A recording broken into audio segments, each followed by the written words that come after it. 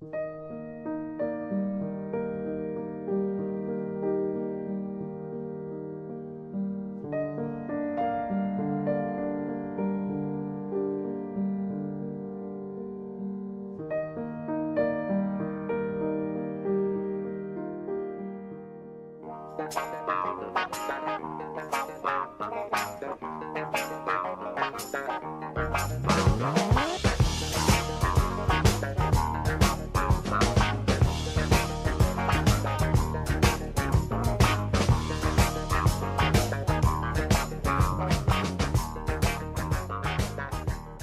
everybody. Welcome to the Truth Will Set You Free show, brought to you by TLBTV and the Liberty Beacon Project. And you know how I love my guest. This guest is someone that I appreciate because she stands for the things that I believe in. I believe people should be able to take care of themselves. I mean, yeah, you could go to the doctor, but don't run to the doctor. At least give your body a chance to talk to you. And she's really into getting people to a place where they can trust themselves and their body. She has a lot of retreats. She has personal one-on-one classes if you would like to learn more about wellness. She has taken yoga classes. She has traveled all over the world. She has found out so much information about the body, the mind, the soul, the spirit, and the ancestral aspects of our being and where it's affected by our cellular structure from trauma. I mean, she is so in depth. She is the founder of Core Body Wisdom. And this foundation is about getting to doctors, everyday people, anybody that's dealing with your wellness, your being. She wants to give them quality and best information. She has done her research. She has traveled, like I said, all over the world. And she has learned some things on her own too, dealing with being her best self. That's why she knows from experience what it takes to have that body balance. And she has it. I mean, if you get a chance, visit her website. She is so flexible. It's like, where is the toddler? I don't know how she's able to just spread it and just bring it back together again. She can do that. Yes, she is amazing. Ginny Nadler. Nadler, right? Nadler, that's right. Yes. And she is right now not far from me. She's in Cleveland, Ohio. And I might consider letting her check me out for a couple of things. How you doing, Ginny? I'm great. Wow, you are a busy lady. You was just telling me as you're led, you would travel anywhere and relocate. Yeah, this has been a very, I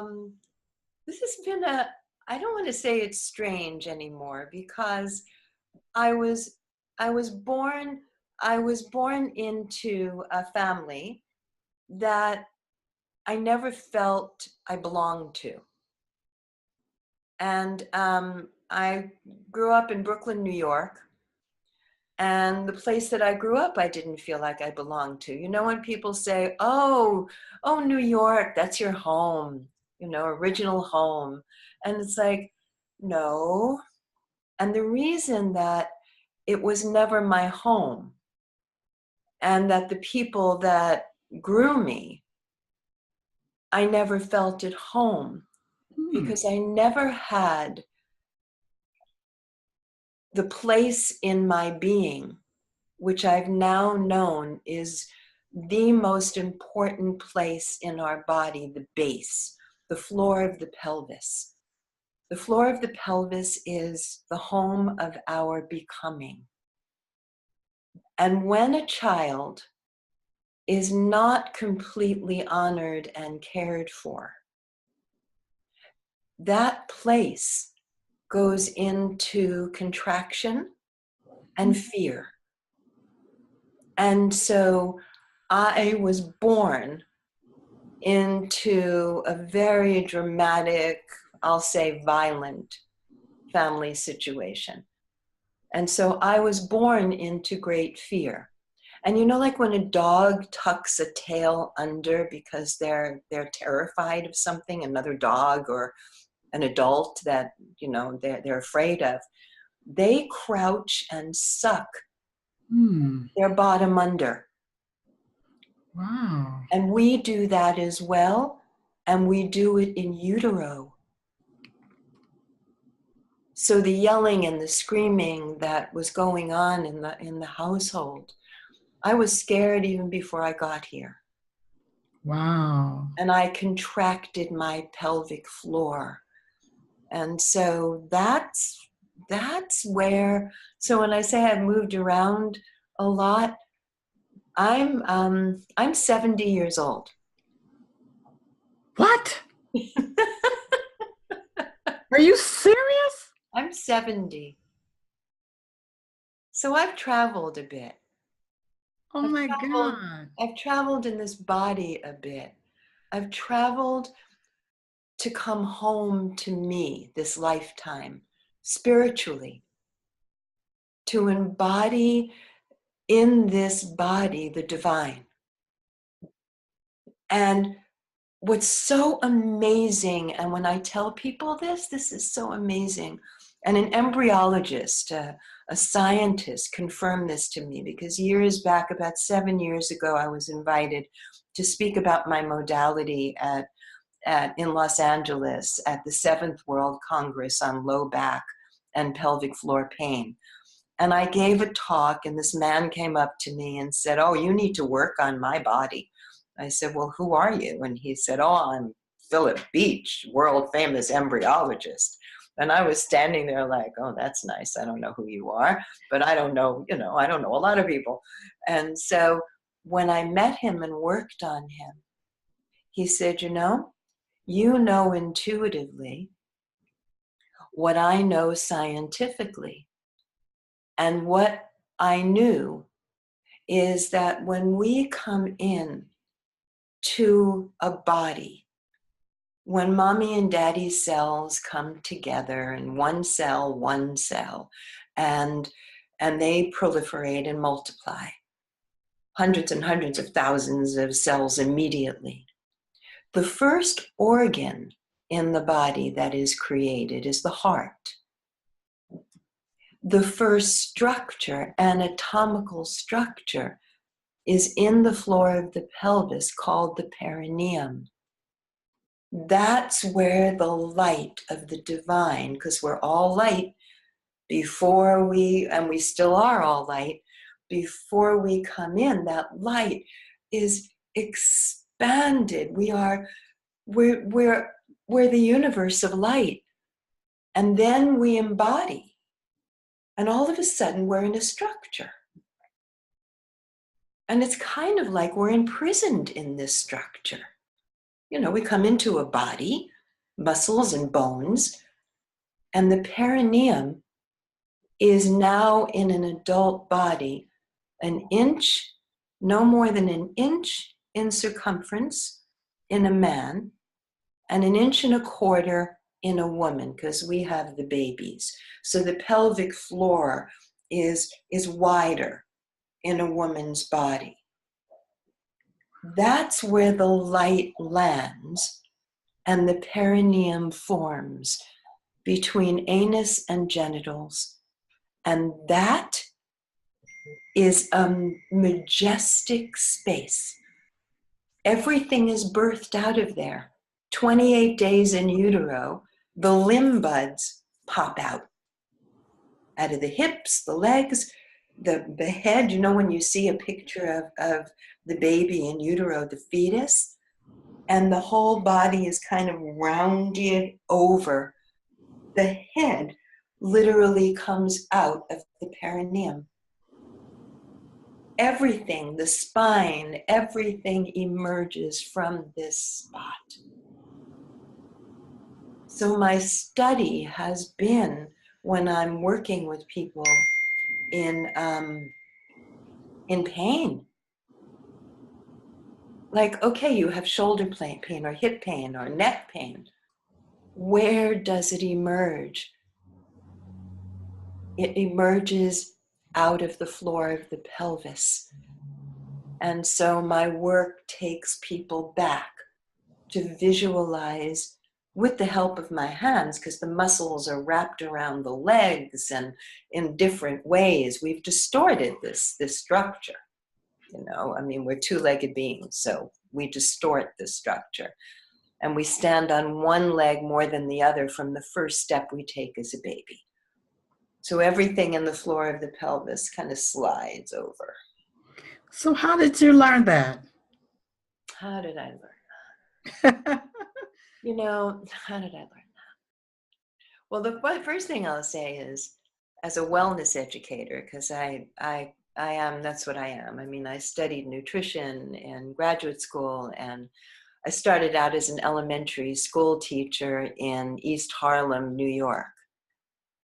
And what fascinated me with these children who came from enormous trauma, you know, there was overdoses and deaths and grandmas taking care of children and no parents and jail sentences. And, you know, I came in and I said, what's my piece here? What am I to do here? You know, it was like I was praying every day, you know, please guide me. How am I to be used here?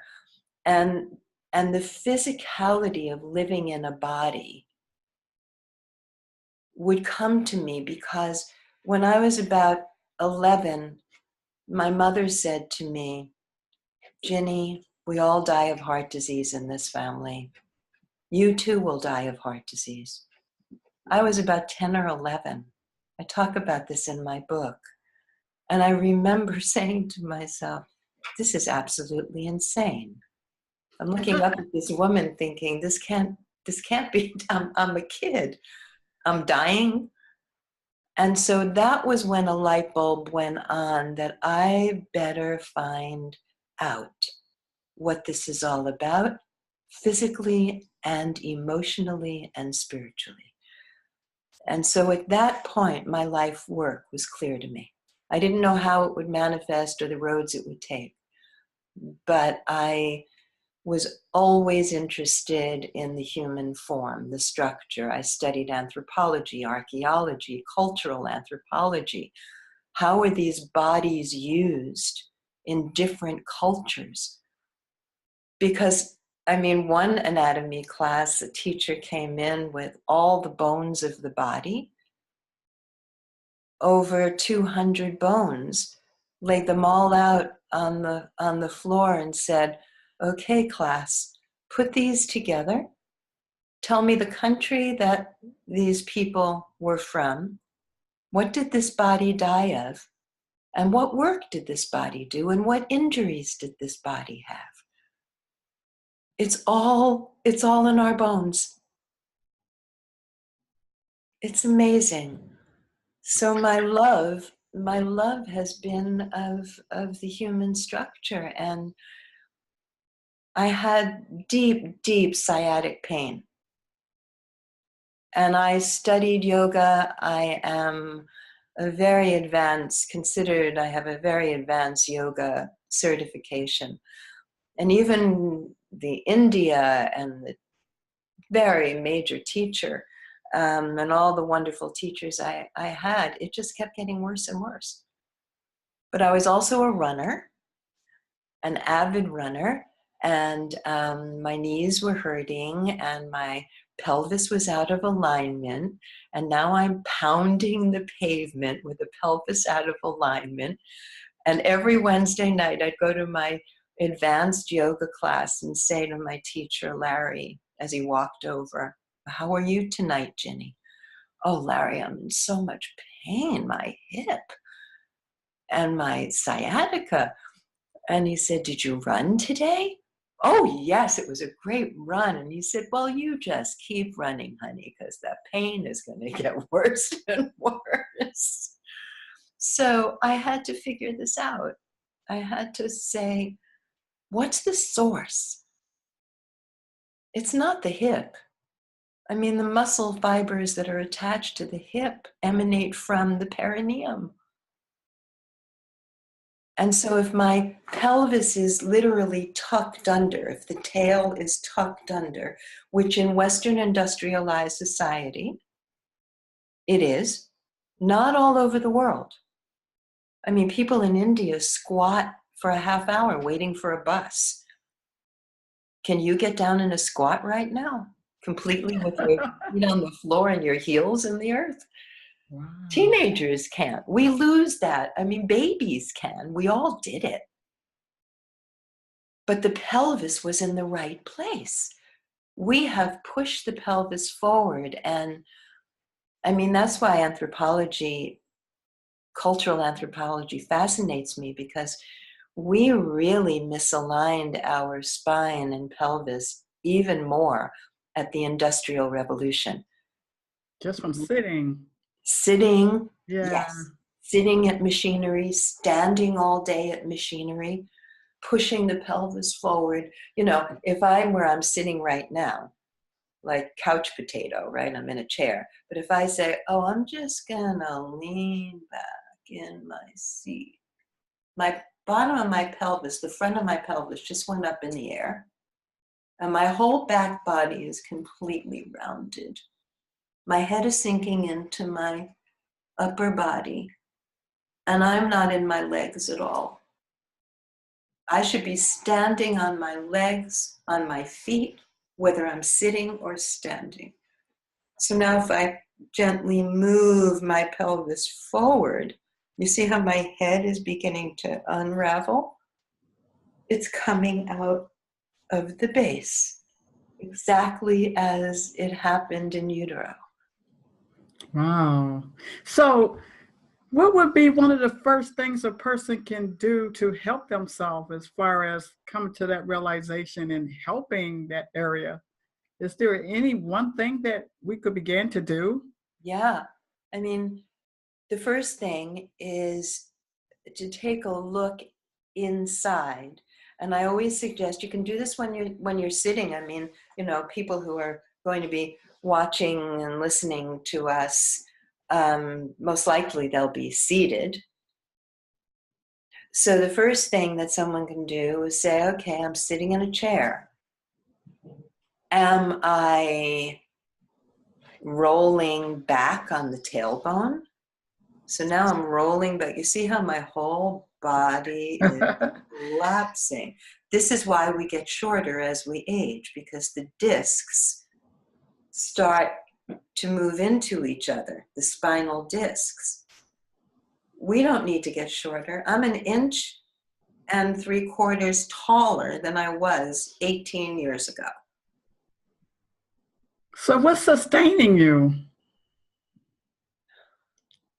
That's such a good question. The energy at the base of the spine, all of the spinal nerves emanate at the very bottom of the spinal cord. So if you picture the spinal cord, a tube, and at the very base, it's like the nerves just come out. Every one of those nerves feed an organ system. So if I'm collapsing and sitting on my tailbone, energy, qi, in Chinese medicine, is not able to feed through the system, through the nervous system. So what sustains me is having an open system, an open nervous system, and the floor of the pelvis open and free so that my legs can come out.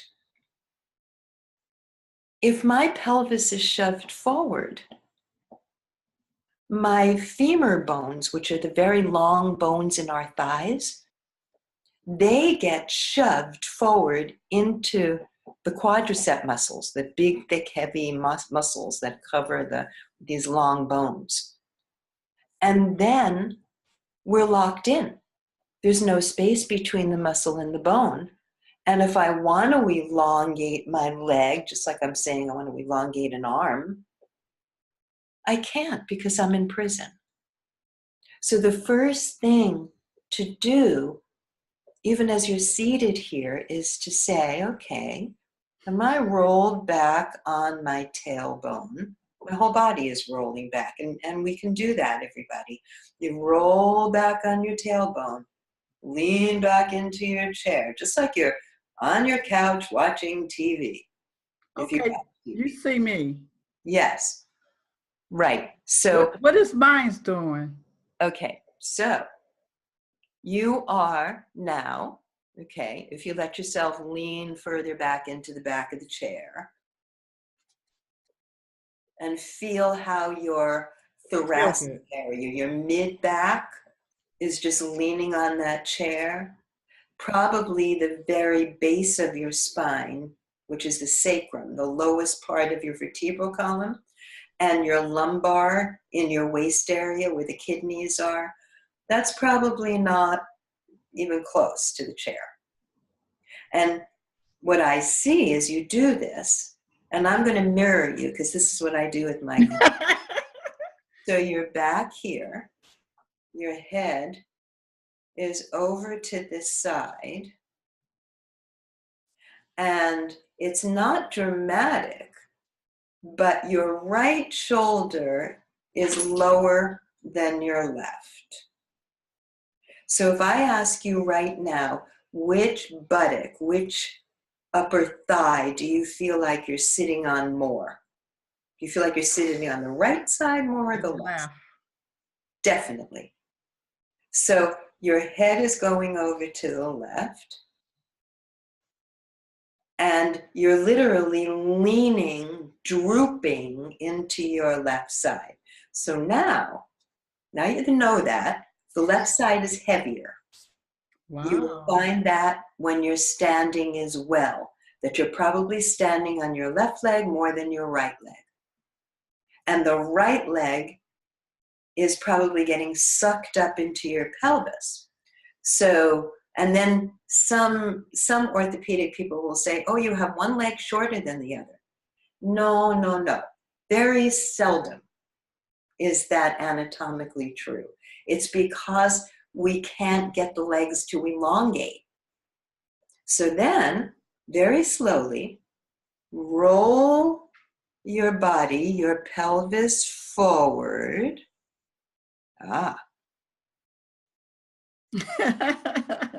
And kind of grow your head out of your base.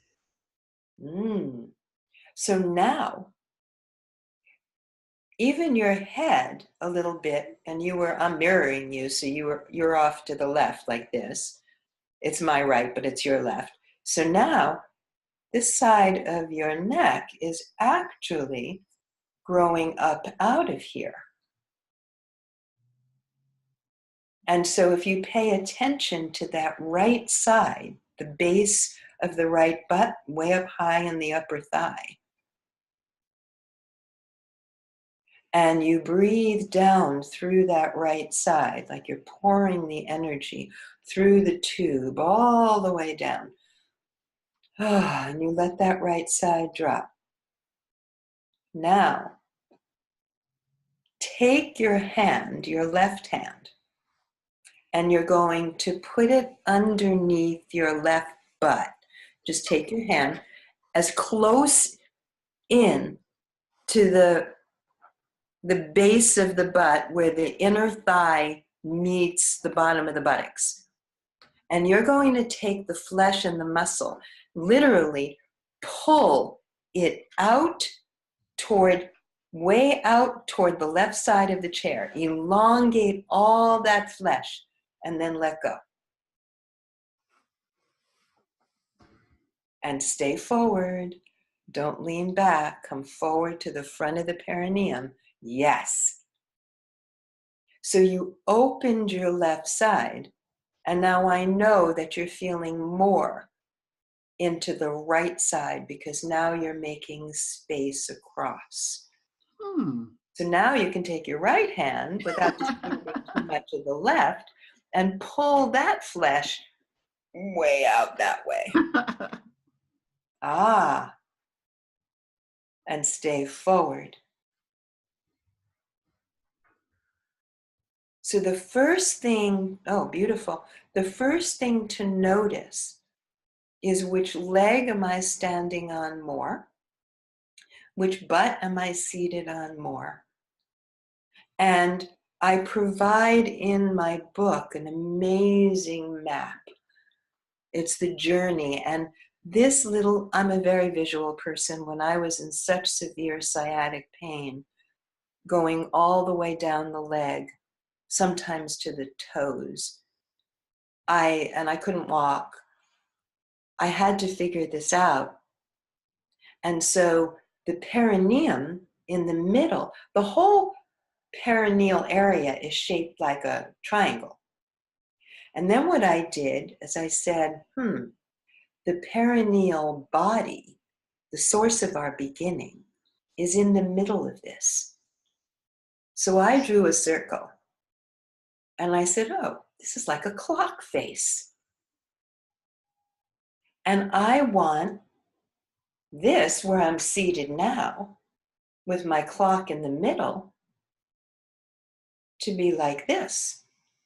Because I want this circle in the base and this circle where the spine, the crown of the head, open to the energies of the divine, the light. I want this circle and this circle in line. So if I happen to be sitting back on my tailbone, this bottom circle starts to lift up like this. And the front of the perineum is coming up toward my nose. But if I take the top down, then the two circles start to come in line. So 12 o'clock is behind the genitals, way behind. And 6 o'clock is way in front of the tailbone. And this thing is only 1 inch. So this is a small clock. And, I think to myself, as these kids, younger kids come to me and they don't know how to read time because they're digital. So the clock face, I say to me, well, do you know where 3 o'clock on the clock is? And they look at me and they say, do you have a clock? And I'm like, oh my God, we're in trouble. So, but I drew this picture because what I learned in my own body is that when I was in abject terror in utero, I was just forming. I was just a mass of cells hearing, as soon as the cells hear. I didn't have to have ears yet. The body, the cells go into contraction. Like there have been studies where plants are in a room with beautiful, serene classical music or wild, horrible, intense, blasting music. The plants that are in the more serene environment with that music grow more robust. We are cells. Our cells have an enormous memory. And so when I went back in my body, I said, gee, where was my initial contraction in fear? Where can't I open as I stretch? Because I had years and years of stretching. I mean, I can do beautiful postures. However, they really weren't coming from an open system. I was forcing my way through. And so when I started to open, become my own teacher, I started, and I had help. I had people who were with me through this. And I realized, wow, between 3 o'clock and 4 o'clock in my right side of the perineum is where I did this. And if you watch my body, I tucked the tail, even if it wasn't a tail yet. I contracted those cells, and I, in utero, was like this. And when I do this, I can feel the stories in my body. Just this action brings tears. Wow, I get that. And so it was the unraveling of that space from inside out. And I don't do any internal work with people. I mean, there are amazing people who, physical therapists and who do amazing internal work, opening. I've had that work done on me a few times, which was so helpful.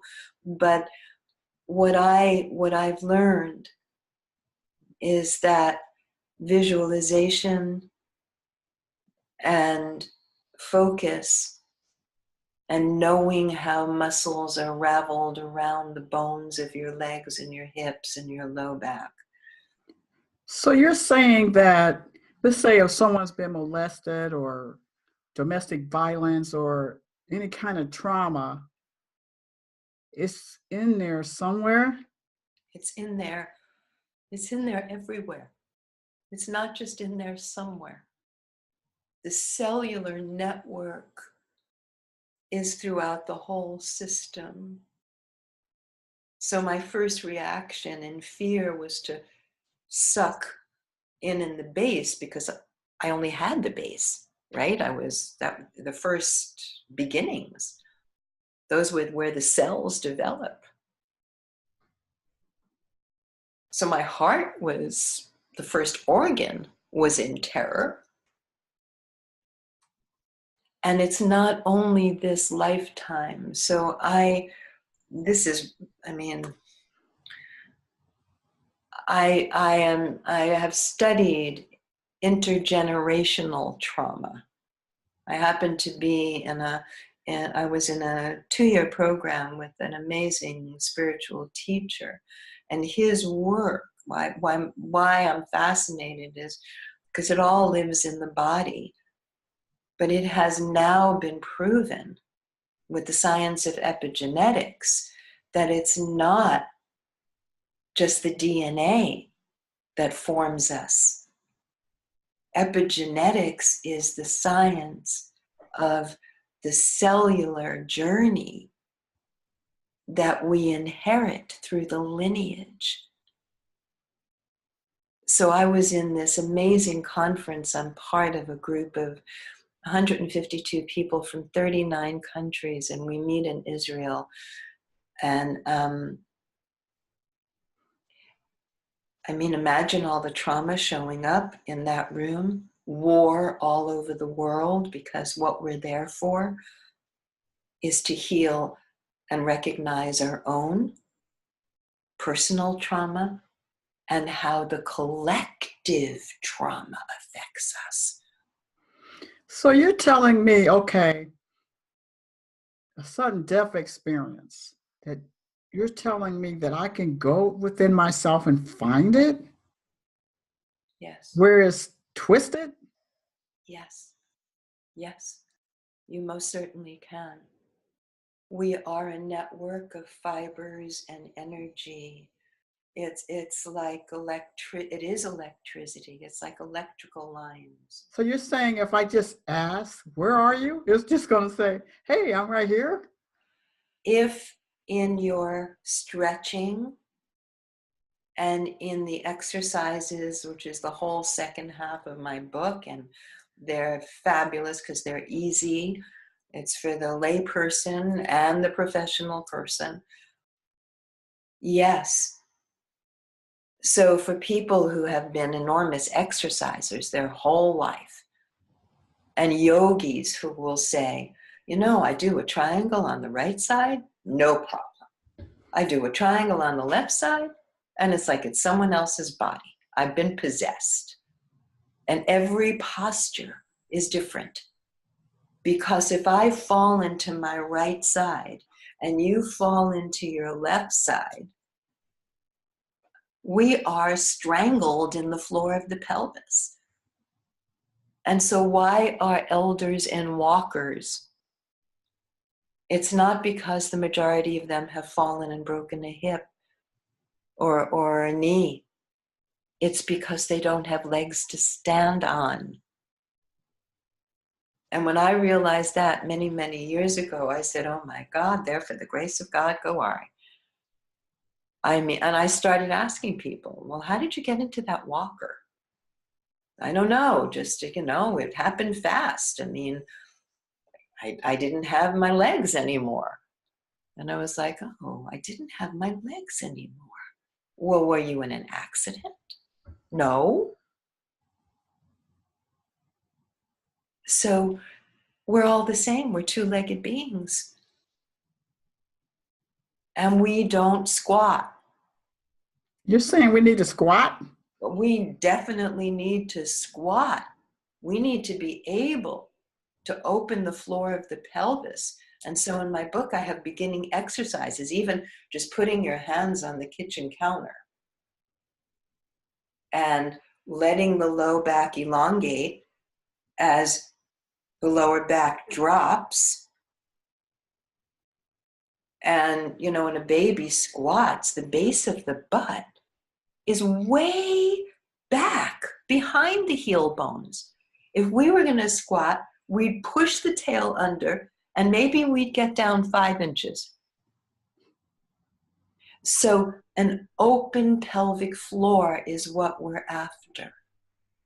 And I work with people in their 80s and their 90s and their 50s. I mean, I have all these yogis, these beautiful yoga bodies coming to me. They're so elegant, they're so gorgeous, and they're so in pain. They're hurting because they're pushing through and they're not opening the floor of the pelvis. So basically, if someone was to come to you one-on-one, you would more or less work with that pelvic wall. Oh yeah, I work with that in groups. I work with that. That's the base. And then the stories that live in there. I mean, there's so many stories from generations upon generations. It's like the whole history. I mean, let's look at where we are racially now in the world, in this country. This is generations and generations and generations of how colonialism and slavery, the source of our beginnings as a country. How come we keep repeating the same things over and over again? There was an amazing documentary with McNamara. He was under Kennedy, and he was in charge of defense. And he did a documentary. He was then dying. And he wanted to tell the United States public how sorry he was for the Vietnam War. Because that war, as we now know, went on and on and on and on so the United States could save face.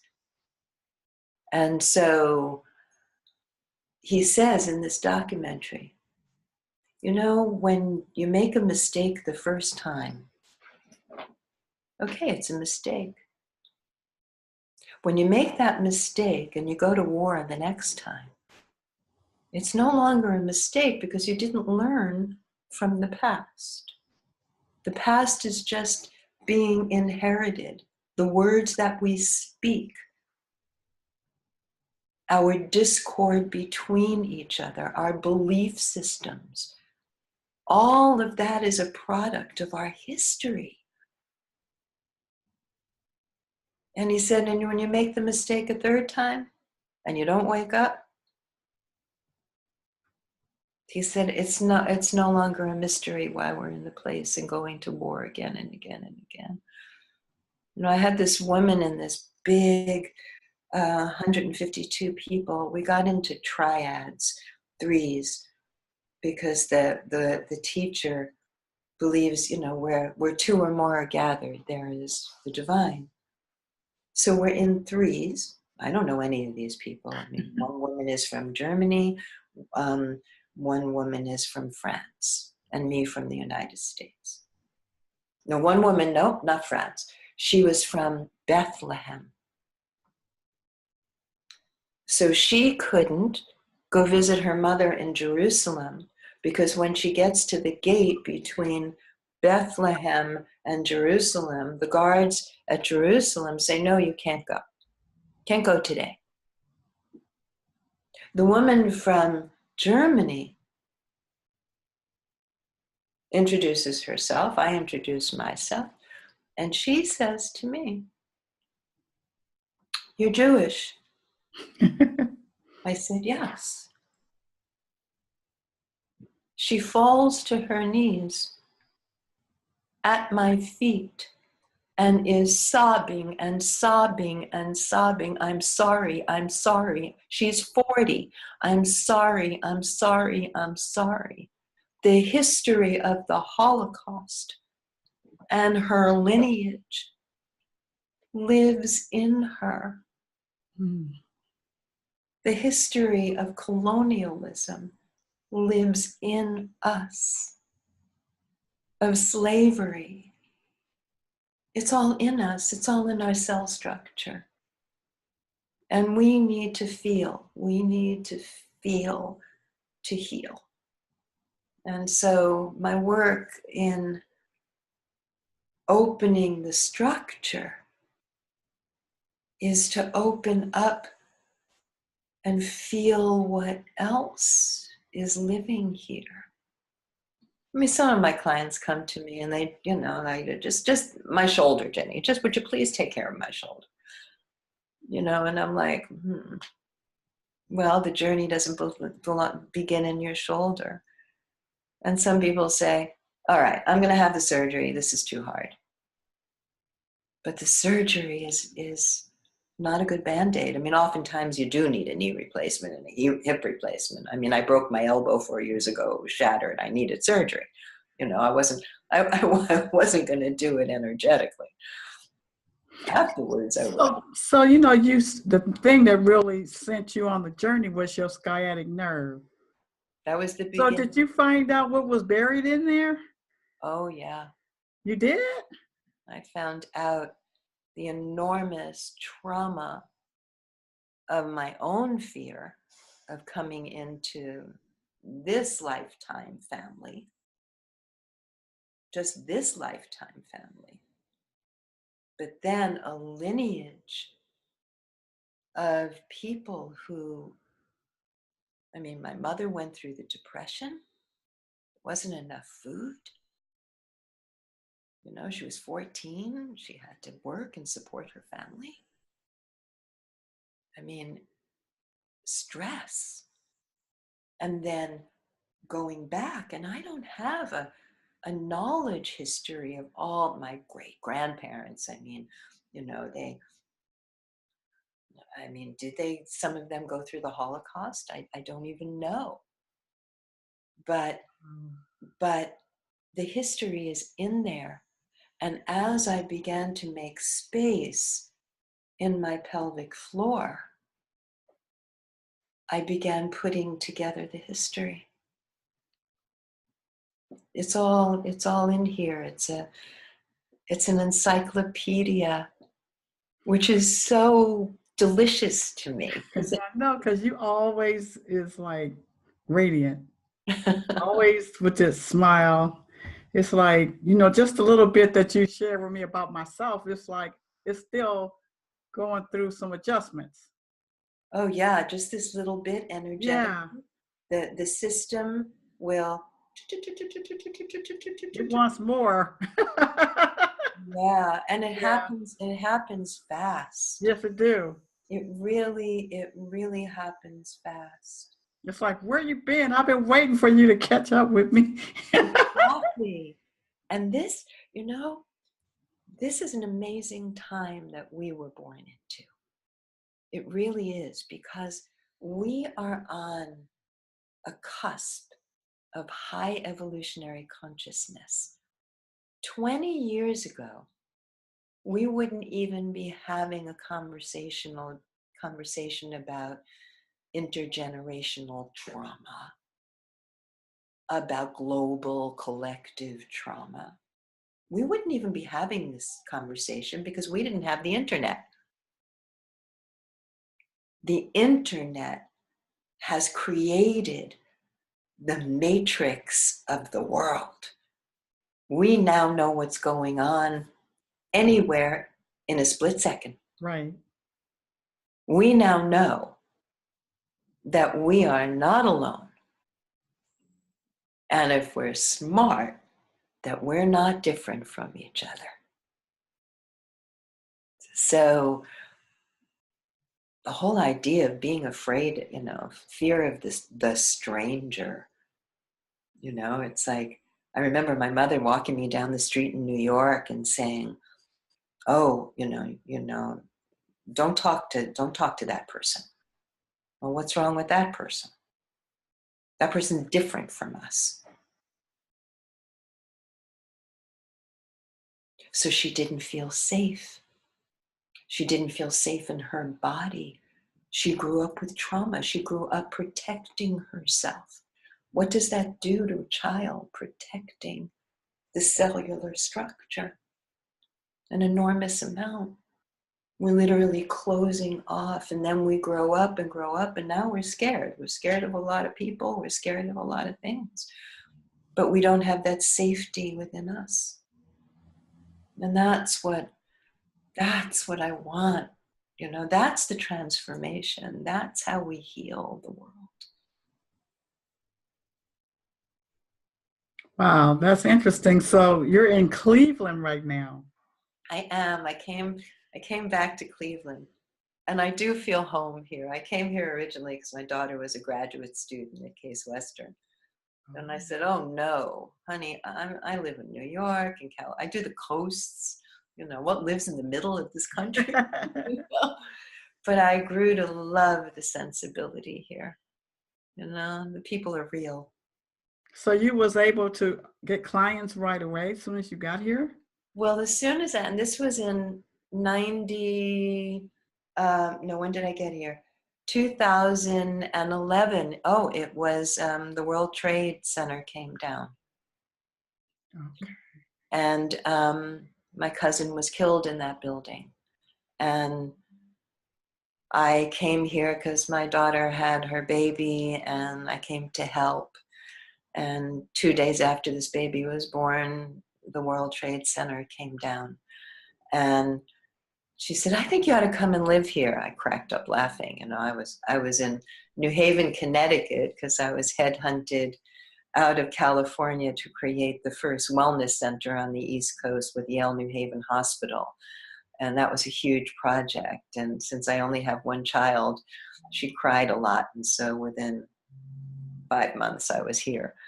And I got introduced to some people, and it happened rather fast that this community just said, we're ready. Yeah. And then the book, Yes, that phenomenal book. I strongly recommend people tell them about your book, the title of your book, and how they can get your book. It's called Spiritual Anatomy, Realigning Body and Soul. And it's a work of passionate love for the human form. And definitely is that. And so I was fascinated with that book because you really want people to be whole. I really do. I mean, you gave everything you could possibly give a person to at least wake up, help yourself, save yourself, because we got to go help somebody else. Yeah, we have to.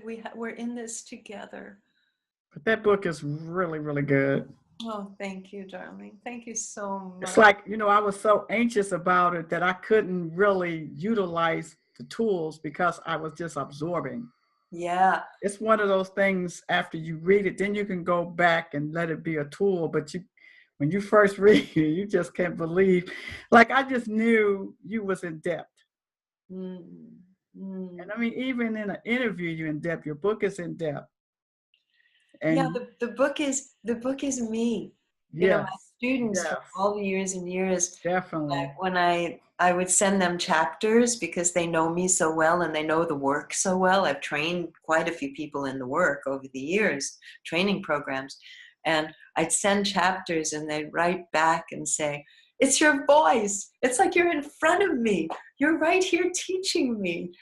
You know, and I was concerned. I didn't, and you know, editors cut this and cut this and cut this, and you know, "Oh, Ginny, you use too many metaphors." I said, "But that's how I teach. Don't take my book." It is And excellent. but then people, you know, told me, you know, "It's your voice. It is your voice." And if people go to your website, they can actually download excerpt. Tell me Yes. about your website. Right. My website is www.corebody.wisdom, W-I-S is in Sam, D is in David, O-M, and .com. And Core Body Wisdom is my like umbrella business as a wellness educator. And structural realignment integration, SRI, it's easier, is the name of the modality that I feel I was gifted. I can't say I created it. I feel like it was gifted to me. And the website tells you more about me. You can get that chapter 1, free. But there's also, years back, I created a DVD series called Body So Free. And you can actually connect to YouTubes and see me working with 4 different students. So that's good because you can see the alignment of the body and the misalignment of the body. I I even have missed that. You said that's on your website? yeah, there are links. Oh, I missed that. I If you, definitely would have checked that. yeah, I'm going back. You know that. yeah, yeah, I know you are. I Yeah, was just so amazed at how flexible you was.